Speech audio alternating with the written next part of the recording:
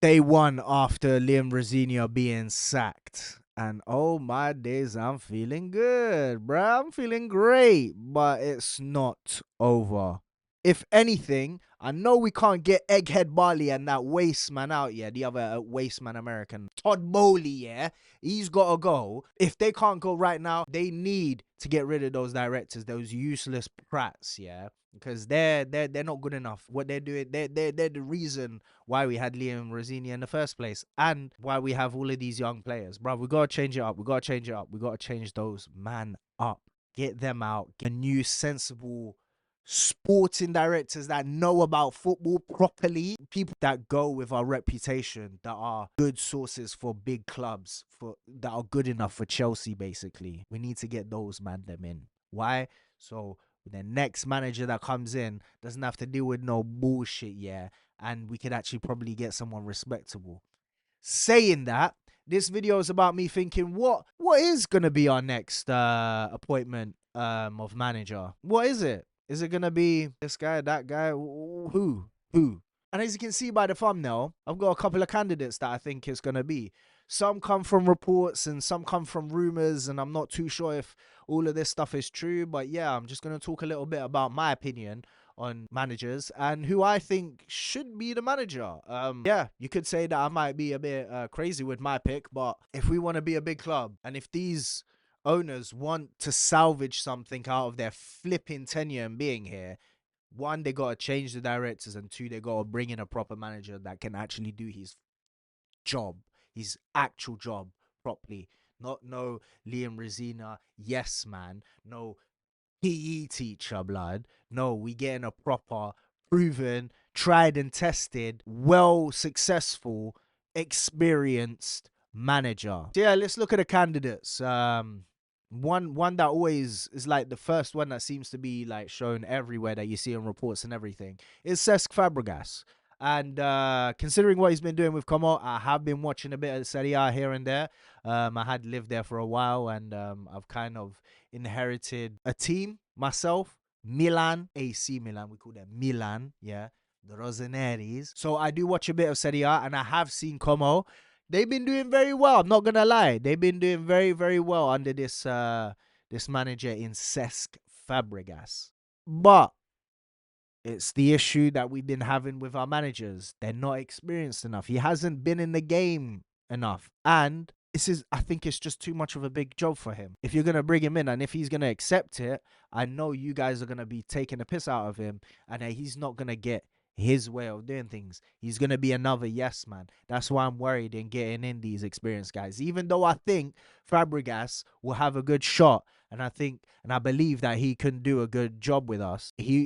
Them bringing him in because of his inexperience and everything, he would probably have said yes, and they would be like, yo, but you're just going to be coaching. You're not going to get involved with the players that we pick, and we'll tell you who to play and all of that stuff. Basically, what they did to Enzo Maresca. And that's not what we need. Honestly, that's not what we need. And I would not want to put that burden on him, especially right now after he's doing successful at Como. What? Come and have a terrible stint at Chelsea and get sacked after one season, or walk, just like Enzo Maresca. Because I think he could do a good job and he might do something with these players at the beginning, but he's probably going to need a certain couple additions here and there that the board ain't going to want to dip their toes into, either because they're too old or nah, we only go for these type of guys, these ones with the data, yeah. We don't look with our eyes, we look with the fucking machine. That's what we do. So no, I just don't. I think it will be all wrong for Cesc Fabregas, and it will be the worst decision he makes for his own managerial career. So that is for Cesc. Then I think this one's very obvious as well. It's the second one that you see in the reports as well. Bournemouth manager, man like Areola, cuz. Man like Areola. He's about to leave. He's been very unhappy with Bournemouth, considering I think, that they keep selling all their good players. But even then, he's still making them, like, he's still creating a very strong team to go up against other Premier League contention without really dropping that much quality that he was bringing already. Like he's been a very good manager for them. They couldn't be more happier, honestly, with the manager they got. But obviously, he's not happy with the way they're going about things. So he's definitely gonna leave, and I think Chelsea do have a chance for going for him. But I don't think this is a good signing because he won't be able to work with these board directors. I don't think he will work under them like that. He will probably have his way of doing things, and I guarantee that way of doing things isn't the way the board wants to, and he won't stoop to their level like that and just be a yes man. I think he's too experienced, and he knows he's too confident in his way of doing things.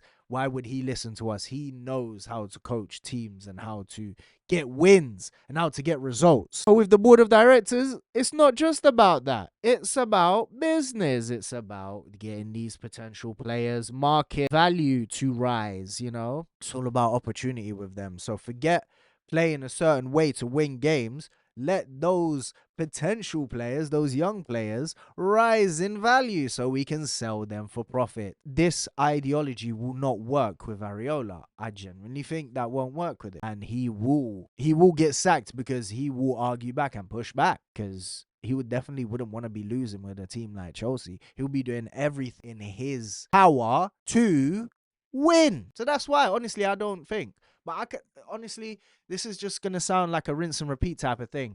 The reasons that I give for most of these managers are gonna be similar, because who the hell, like, these managers won't stoop to being a yes man like that. You know what I mean? The only difference really between these managers is the experience that they have, in why I think they were more likely just come in and do that, compared to maybe the experienced guys not taking that shit. So yeah, with that being said, that's another I just don't think he would want to do that. Areola, no, I don't think he's going to be the next manager. Then we got someone who has been on our radar for a while, actually. On the Blueco radar, Strasbourg, Felipe Luis. Now, I think this one would actually be very potential, like, would have really good legs. I think he might be, in my opinion, I think he might actually be the best to coach with these bunch of youngsters. He's got a couple of Brazilians already in the stable that he could build a rapport with. So, you know, that Brazilian connection. You know, they all like a bit better with Felipe Luis. Obviously, from him coming from the Brazilian league as well, there would be an easier, I think, an easier connection between them. So that might be good. And also the fact that he's also a young manager as well. But he's had success. He's had success in Brazil, and I think he would do good with these young bunch of players. They're all working together. There might be a better cohesion compared to maybe the other managers on this list of potential managers. In that aspect, I think yes, he might be a good potential manager for us, with his young managerial career starting. He's already got some respect from having success in his previous job. I think he would command some respect, but also because he's young, he could connect with them because they're also young players. And I think, you know, like I said, with the Brazilian connection there might be a better cohesiveness between these lot in that aspect. So we'll see, but I think that's the pluses that I can put out for Felipe Luis, and the fact that I think the board might be able to get away with more shenanigans with Felipe Luis, because of the fact that he is a bit of a younger manager, that they might be able to get away with, you know, their nonsense and, oh, play this player and use this player and blah, blah, blah. And also the fact that he's shown interest before in wanting to be a Chelsea manager. So maybe he's okay with the way Chelsea is being run at this moment in time. And he thinks he can do something. So I think there is a possibility. He's one of the stronger candidates, in my opinion, to be picked. And I think would do fairly well. I think he could be positive for us. He could be. So yeah, it's not the person I pick, but still, I think he could possibly be one of the actual possible candidates at this moment in time. Next, who we have up is Xavi Alonso. Ha! I have to laugh. This guy has been very, very successful in his career. He went invincible. Is it Leverkusen? I'm sure it's Leverkusen in the German league. And he's won himself a title there. This guy went and just mash up work in Germany. Like, so well that Real Madrid immediately went, yo, yeah, will take you, bruv. You're good enough. You're good enough. Come. And to be honest, Real Madrid are very harsh in the way they treat their managers. They were like us. I mean, they are like how we were, you know. They don't take shit and they don't take failure. If you start to slip, get out. That's how it is in Real Madrid. But why? Because they're winners and they're successful and they are a big club with a big club mentality, which we fail to have, sadly, after Roman's gone. So I genuinely think that with that being said, I think Xavi Alonso would definitely decline, bruv. It wouldn't even get to the point where he would actually consider. He would decline. They'll be like, yo, Xavi Alonso, listen to the project. And he'll be like, no, I see you. He doesn't need no Chelsea to come and mash up his reputation. It's not beneficial for him in any way, in the way that he would like to play. And these kids, nah, I don't. After what he's had in Real Madrid, all those kids and how that's been, and you're gonna tell him, yo, we only pick up the kids with people like Garnacho. Nah. I think he's like, no, I'm gonna be looking for a more sensible, a more successful big club that will come for me and one that I can mold in my image. Xavi Alonso, very, very easy. Very, very easy in my opinion. Now we go to the juicy one, in my opinion, the most interesting, and my pick, my humble pick, that I know will sound delusional, that I know will sound crazy, but it is, in my way of thinking, where we should and how we should move forward with things in the future. Man, I'm gonna sound delusional. It's Diego Simeone. Yeah, bruh. Yeah. That is a proper manager right there. Yeah.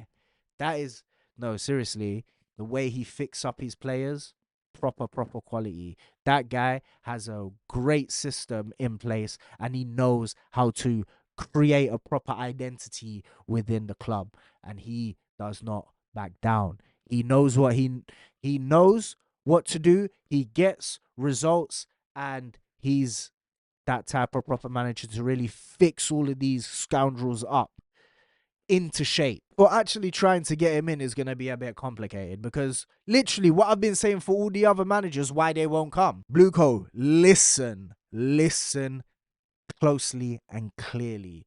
You got to get rid of the board of directors and get in proper board of directors that can work with Simeone, with Diego Simeone, and them two, you fuse them together and they will work on the transfers. While they listen to him, they can do it, but they work cohesively. No arguments, no bullshit. And when he says he needs this player, we get it for him.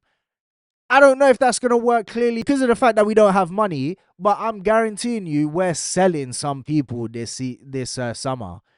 Like it or not, we're selling people this summer. Yeah. And if that happens, I will be more confident with Diego Simeone coming in with some idea of a squad that he can build and use the summer to get rid of who he doesn't need, and bring in some quality to really stable and solidify, one, the back, and then two, the midfield. And then we could use possibly one striker. We can buy another striker to go in with Joao Pedro. And I'm assuming at this point that Nicholas Jackson would be gone, but if he's not, he could be a perfect backup. And Liam Delap, I'm assuming he's gonna be gone. Do you know what I'm saying? So I think I could trust that Diego Simeone could rebuild a squad. Out of all these managers, I'm more confident in him being able to solidify our back, make our midfield, and enhance our midfield, and get them to really work with our strikers, and make us more clinical up top while having a really strong defense. Because classic Chelsea, yeah, the Chelsea I used to know used to have one of the best defenses in the world, bruv. And yeah, it might be boring. It might be a bit of haram football. But you know what? That used to be Chelsea, bruv. Who remembers Mourinho days? So you know what? I don't mind. It's a results-based business. Tell me what you think in the comment section below. But that is my pick. Diego Simeone with a new board of directors, and we need to seriously, if you are serious, Blueco, this is how you're going to really change and go forward and upwards. That is the only way. Thank you so much, guys, for tuning into this video. Leave a like if you like this video. Subscribe if you haven't already, because I am bringing you the quality. Yes, that's me, Chronos. Comment in the comment section below who you think should be our next manager, or who will get the opportunity to be a Chelsea manager, and tell me what you think of my takes. And if I'm delusional, because I might be, but hey, it's my opinion. And I'm not saying it's the right one. I'm just saying this is what we could do, and I hope we do something like that. Tell me what you think of mine in the comment section below. I said it again. I'll repeat. All right, guys. Thank you so much, and peace. I'll see you in the next one.